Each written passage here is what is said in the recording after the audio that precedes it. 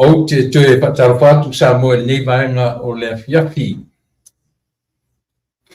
Ia, mana tua, whaiva e se poe lo pepe le nei tu la, ma le nei tu aso. E se poe le vaenga le nei o tau tua tuai. Tau te silsila mai poe ia o lea ile masani una ula e ia tu whape nei te mio tatu tau tua, ma le o nanga pe tai. Patu a mai ala vale o nisi upuanga whaale karisia. Mai e le tae au ana leila ia le la o tuturi mai nei vaenga o tatou tau tua ma le o nanga. Ia se i tatou tala fo'i ma whaawau nisi vaenga o le tau tua. Ia ua lava oe Samoa ma lau pita whaponga. Na sasale nei nisi vaenga o lalangi io e manatu le ua asa Samoa o New Zealand, Fiji, Tonga, o Australia. E se vanganai Amerika mo na territory. E Amerika Samoa, ua manisi vaenga io e o lo tatu tau whai tumotutusa i lona kalena, pe auto matau mai, ia le i o ne tau o mai le potu o le hotel, lea ua whao tuai le tatu tau tua, ma le au nanga, ia ona o ese mai fo i mame na sani ona na malanga ese mai na nafi, me fuina na mafuina le ese tatu por kalame le aso na nafi. Waso na oli nei lono toya Yesu. Ua ia whaaola ia te au ola le pese fo pese Alleluia pese Alleluia pese ole la olo wanga oe olo wanga nga oe Yesu e ole whaaola mai ua liai. Pafta tele le tua matu tama i ufo i manuia fe au mga duenga o le nei aso. Tangata malana lava na sa ili. Ia au lo matu lotu mai fo i le nei tu langi o malo nei ni State of Nevada i Las Vegas. Ia ona o fono tanga na tanga duenga faa tanga duenga. Ia o farisas fulu limas wono tonu Amerika nei. Ia o lana fono tanga paa tausanga i le amatanga o le tausanga. Ia iai la le ni weekend na tuli mamuli au loa mai e lato mai so se vaenga o Amerika. Ia o lea whaftai lau fiu whaiwina te au mga duenga whaamtanga duenga i le ne yasu. Mai ai le ono na rei la le tai au. Ia o lea o ta api o la ta fu le ono i le afiafi. A wha umi a matu teimi ia sala li na uai vava mau Amerika o le tunu te le felele mai vaalele. Ia mape o le malanga atu New Zealand ma Australia i le mau vava mau petai. Ia le lama o whatau wina o le muia fontanga tanga ruenga. Ia o ta ape marfiafia, ape marmanuia me uma, mai ali taitainga, ali taifono, le fionga, ia po le sunga foi i le tu ina whatonu, o senga tu ina si o ai tangata lotu, paftai lau fio o whaiwina marmanuia a matu fontanga o le nei aso. Ai o le atuturi loa ni fe au masani ia ma au unanga i lo atu nuu le longo puieli ia o lo matu atu nuu so se tafa o le nei lau. Ni tamai, ina mai alo ngang pa ia, e tautu ueina se tautu a whai nei. Nei watu mea umalawa ia atiwe, ma waisovi inga tamai. Ai awa lava o matu tangata i lo swafa Yesu, ma ngalo ai matu. Matu ole mawala awai. Amen. Ia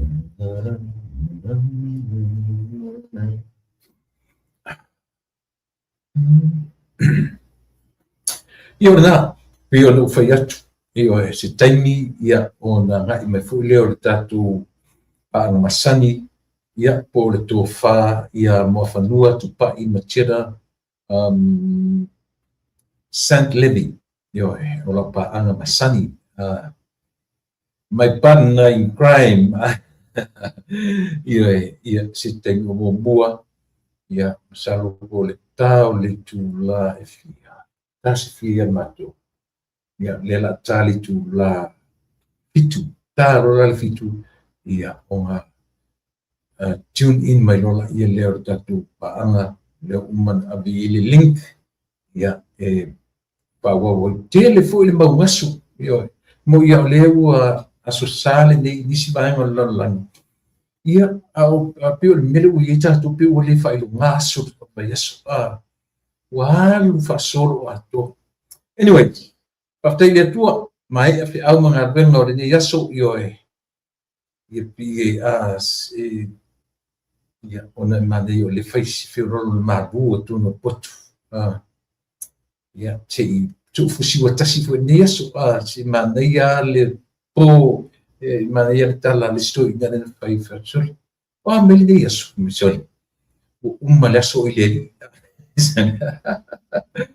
ia o le so pe no ta ua ta sanga o le fono tanga fa le tau sanga tanga luenga a Amerika se fulima se fumareono tolu ona pulenga tele pulenga I matu o pulenga I sae ma le pulenga o ngā tutonu o le central ia pulenga tolu pulenga fausia ai le matanga luenga ali e whakasai Amerikanei ia mātou lava la pulenga tututonu ia ona pe alanta o mātou tututonu e pe o mātou e senta mai ai o mātou nei le LA County San Bernardino so LA County la Orange County io vanga na lua o isi mai ngai ta o ngai Missouri ia o ngai Seattle ia pe vanga mana o mai io ma maule mena filili meni tangata e pe le nei Las Vegas ia pe tele mo hotels tele selection hotels no foi tangata ia fa pena fuila I le neaso salole na lole na paile fono na lela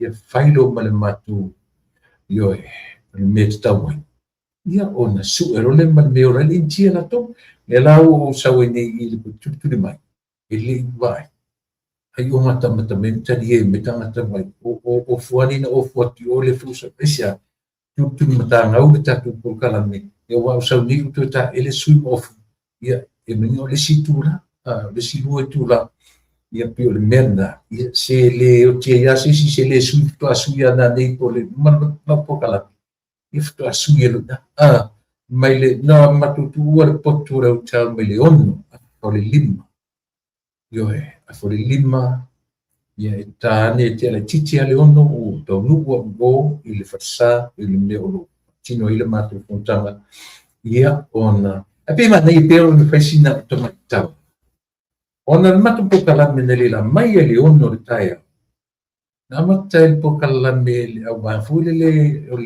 au le mo la to le manam la me term si le matu fo I tu ai le au leo ele pape tu tiro lotu mani leo leo tu sa le tau le na e whakasai mo le meo le morning devotion ia po le prayer meeting morning devotions ia fita uma ia le tau le banga na le au leo mo meo maftanta talo le ono rantai au amataina ia au leo tai Reverend Yopu Mosa pe o ia na leo lo ba ia le kalesia senyeko ia le mesa ngadu ia le tuina fatonu ia makirusa por sano ma fatu fatea ia ua pensione malo le la pi o si ke au le sana ma ia na matu aina le fono tatalo ntai au ia po le au leo ia o le sunga i fe au fa no aina ia fa wina mai i le polisi fa fi au kana na fo ia o lo pi o lona o lo o ia na o to sia kare si se niko e fa talele la to fe au o le ua pina talo inda fo le fono le so ia o le ua manu o ai ia le sunga le li fa ia onga Dr. Fatilua o ro i tonu ro fa ia onga ni tonu o polisi o malua ia le la ua manu malo ai le kare si le se niko ia pe o le la ua fa tali ia se te tonu ia pe ala tu sunga fono i malua ia me ia ma fai lo le tonu e a ngai mai ma o sia fe ngai ia ma le kale sia i la lo i senieko o la lona na matana li la te ai revenue pu a mosa o talo sanga fa tai sa fe ngai ma le ti akono o le sui pulenga mai matu ia o le fa to senga ia le mafta tina io e sa te talo le tina matu o le matu pulenga le tina ia fa ia maua ia na sa ia ma le sui o le talabo sa talo i manonga tupulanga talabo ia sa talo ai ia le alo o le toina io e mai la lo i le vainga sote ia le sunga le toina ia Reverend Alda Filo tau i vale le fefe toina monalo la sa talo i manonga e fai masui o le pulenga sote ia masui o le talabo io e tar fitu fai le malu o le taiao ia ta ape i faretofinga ma lotu o mafta matina ia faretofinga fai fe au wa o soswani faretofinga ti akono faretofinga tu pulanga talavo e sa loto le afa inga o tu pulanga i fono wa vaenga itu sana fia o ma all ages nga ye na lila mai ale matua tau tu pulanga talavo ia na lo le breakfast i le fitu le taiao ia no lo le vaenga ia i le vaenga ia vai vaenga fai ia la tu fontanga ia ma fai ia la tu mata upu fai pepa matanga tina fai le pepa ia matanga ti akono ia fa pena foi ia le utarbo pe le uanga i fa tasia ina fono fa tasi mana utarbo the youth ia i le taimi e fai fontanga ia ale au matua ia ai o le tura se furu taiao sani ngā lotu whamatunga na taitai ai ia le sunga i le whaiwhi au Reverend Yona le ana o la ua ma le patua ia peka tia le ana o la ua le na ma aia le kalesia wha missionary i Portland, Auckland ioe no, I'm sorry, not Auckland, Oregon sorry o le pe man New Zealand ma fo pe mini Auckland Oregon Oregon na o lo gai kalesia fa missionary ne pe o ia la sunga la ia Yona le nasa na patuteia ia le lotu le temi o le penga lotu ia ma penai fa mantunga to finga tele an tanga venga i Amerika i tosfumi te ele tu la se fu tai au tasfu ma le gua tau maftanga ia por sa ilinga ale tanga luenga ia ale tale te o o lela ato to lela tale o no tarfi io pa lela tarfi tu fa to uma mai ele ono tai io una luru lima ile ma fa to fa ia ma tele me ai pe o matu me to sami mai ele ti le tai au lunch ti o en matuta ape ia pe o le ulenga i sakte i le me o iai ia le sunga ia Reverend Elder Filo tau i vale ma fatua ia to ina na ulenga na ia e au fiai ia pono au fiai Yona le na ia e au fiai ia ia malikali sisi ko ele ia sili inta nei au leo o yopu a mosa ia ma o inisi fai fe au ia pe pangna fe au li o sante o la tola ia sa ta pe ina le ti le tai au ma le lunch la uli fa tai tele la ma lie matai ba ai ia ua ma lie fo le manava na to ia fa ia le neto sam le mai ia tai au ia pa ia ta api nei yo wala kia wele stangata fu te telefone ai yo ai pi o fe au na mga wenga sa fe ngai ngor nei aso pi o mena to vai mai e pi o left of fusi wa tua nei se te ia ona o le se te mi o te to e sui ai ia ma ia tu ta to por kalame ia ia nei mata u e fia tala no pe ia ona ole challenge ni pe ole amatanga o nga wenga ni to sa pe a challenge mo ta ku tano I pe la tom fe la pe chele le ta o nga wenga fai pe le ta tu fe nga malo nga wenga fa le lega I le malo sa mo yo foi o ta pe nanga le malo ina ia mafai ona pe o isi me o ta pe nanga nei fa le malo pe o le pe o le nofo le le ai ia le isi vainga pe wala to mata watu ua tele ina patupula ia tangata ni liu le to fama fa utanga I le fanga malo lo tu le mai ona o le whatawaina e le whainga malo nei o meo atina e o tangata a inga te tutasi. Ai o mea ia, e te tau ono tatou o whatasi male mawhauwhaunga. E tāua lo tatou le tō mā natu o tangata wa aia le malo I ona whaavae mau tutu. Ioe. O le mele whataua I nai mo meo whainu mera numbers. E a leine tau mawhaile si tu ia latu au sia mo numera le vai tonu. Whainu mera. Po le 2/3. Po le luo vai tonu.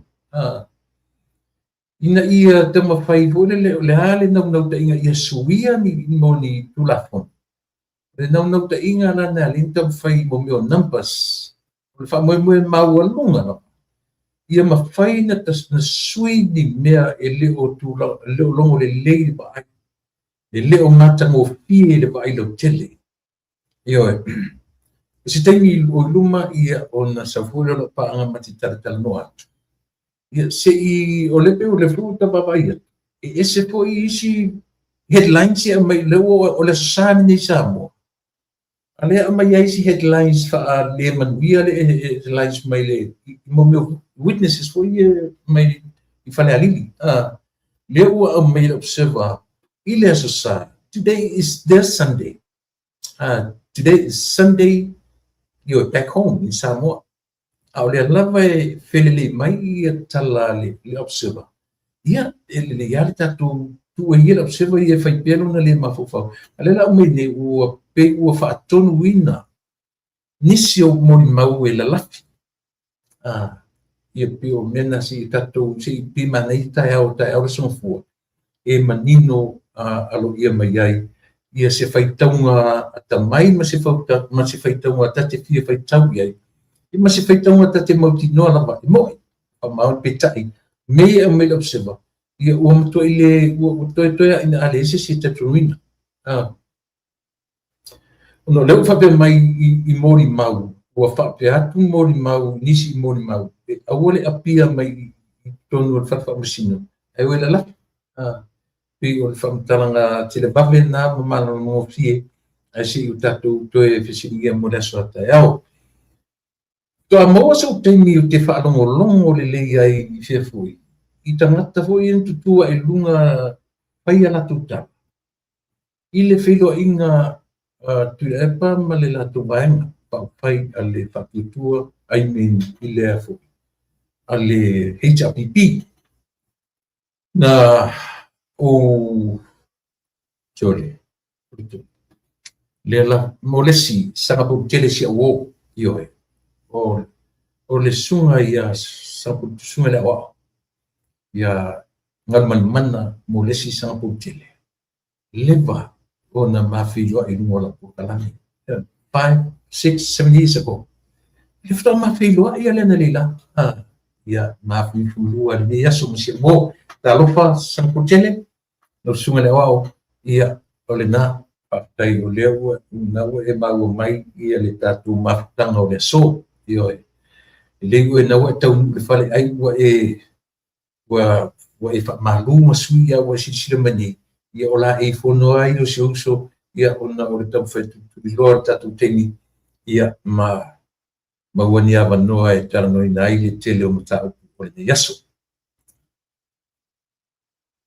sa e tele a saunoanga o le fono le na fa tope le aso. That was Friday. That was Friday. Tele ani sui na no vai na tu lunga le sui le ngata o le sui o Fearful. To lua sui me fale ula o le tane ma le tamata o le ligi ma tamata o le sui mai Fearful mai sanga lua ai pili o le sui mai Fearful mai fale alu pusawai ia ma sui le mai ma to fa sala nga lua ima o tele maua la ai si sui na matua i saunoanga au le sui ale na mate de tele mfa pe mai le na tala tui la epa ma fontoe fai se fainga babe ia o peu leua sili ma fofongo tangata le atonu le mea le e mana tangata ni o a fainga babe au al me manino samo au to sila ile atina enga ile atinu ele fatuatua ile tua e po le malo ta tie ile ngo la atu so fatuatua pe le fitai da vanga ia fa pe ai o le malo ta tofo ia ila tu e langoina ia le fast o to e fa ngaina o to o supporters e lango ile malo tu uma temi o vang fai le o tu la ile malo ta to wolo e lango le malo e pe o le lape le ile HRPP ma le la tofo i vai o uma temi o fenga palo o uma temi o meu tau fa valer eu ai eu fui fa matala mo le meu campaign ma le e pe se o fa no fie nan ta tu fa matala nen mo vai ter meu campaign vai ter meu tau fa valer tau fa se io e fa se e tu le si vai fa valer me le si vai ale mesili na io o le case lava le ai fu sa fata momo tatu lo ai le mo le nea lo le leia le sa tele nalu a vista mai tai na mista e pe o ki ngai ai e lu ai a be ia le ko ngale ka fai o ki uma au le ala u te fai ai ia le palota ale sa fata no metasi e a fu le ma fanga fa le le o tanga tana fai le tanga e a fu le ma fanga fo le tanga na abetan ele ala e fa longo tua e te le polo na fa le tu e agua abetan ia le ala ua mai fai uma fa misino o tiri tau fai pa uma la le wana into e fai ia le tatu fai pa ta titi e ia se o fa noanga i sau noanga a i lato o le mea o le lato fono le na fai le aso farele le sono Februari o le opu na lato whaongaina na lato keri whaongaina le fionga le parimia o le sunga le parimia fifilio ana lato whaongaina le upu tama le tama le to sa moa e anga pele tatu tala no i mea ia e tate ata e pe atu e vava ai tu a telefo ina tala no i ai e wha le tele sato mea mamai mawai e pe manei alo tatu tala noa i tapenanga le whainga malo. O loma mai a wala wa ia le whaalau te leina le manuia o tangata o Samoa. Ta tia ia le wale o le whono le na umatu nei. Samoa e la ngona aro ta whanoa noa. E se le vai o mafau whaunga na initiate le whono lea. Au tau sila fo i sau noanga le taitai o le tumalo. A toi no nofofu. Umana sa nio. Awa fai pisi open forum. Pisi open. Yes, it was. It was an open forum. Fisili matali. O fisili o vatu la tula vanoa. Wa alau el banfa fai. Ia le audience. E matua la o mai ni mea. Ia melana na mauni. Wa fai. Toi tau whai control la tuka teini. Wa le mwhi control, wa sau a tole le mafofau. Ioi. Sui o tanta. O le mea whaitai. E le ngatai na wala a wina na sui na o tumaro sfumarwha. Aua wala au wha solo a toa tua ia masui o Samoa a toa. Alo manino le leia. O le majority o vaena o Samoa. O le o matfast. O le whanonga tele ale i Samoa, o sila fia le leia le to ina malato. E le to e fuli, e le to e amana ia e le malo Samoa se leo tu le epa, o pono toi, o limon, uewa. Ma i lato umana, o lo lango ina ia le chapipi. E le to e maua so lato ua manoa, aisea. Ua maua Samoa mo lato ua tali tonu wina Samoa ia le lipa le mia o lo iai i le temi nei. E tāua foi la, tāua foi le ave iai o te tonua Samoa. E le nofo le iai le fionga i le lipa le mia. E mawhai ei na nofo le pa le mia mawhai tau whapea. Sorry. Uma mafatele lo to mele on wa mai ator fa tutu nga na malo ya tia ele sel tala le mela na o te lofa ia pila e pamala na vai o afinga o tama fai e fai o la tutu fai fa le a o le tupu pele o le atina ina el fatu ele afu el fenga malo o tiute ma fai vo le malo. O le te tele atu le tau whaaleanga atu le pamana atu. O te whatu, na mo tau maua, malfono le na whai. Whapea o e se tangata le leila o whai tau I mea ma tango e tuetu. O le a kongu le mafu anga ngā koe tau whai etu ina le koe to bring them together. Me tue ave, ai whala I whainga upu na ave ele whia. Matanga ia. Ole matua I matanga ia. Le se va fea loa I whai. E o whai tangata o tu malo I tu elu. Au tau sila lele. O mea o mai na whai ele HRPP matu lepa. Leo koe ngā whau na lau mai. Mini, leo koe kusao le mea au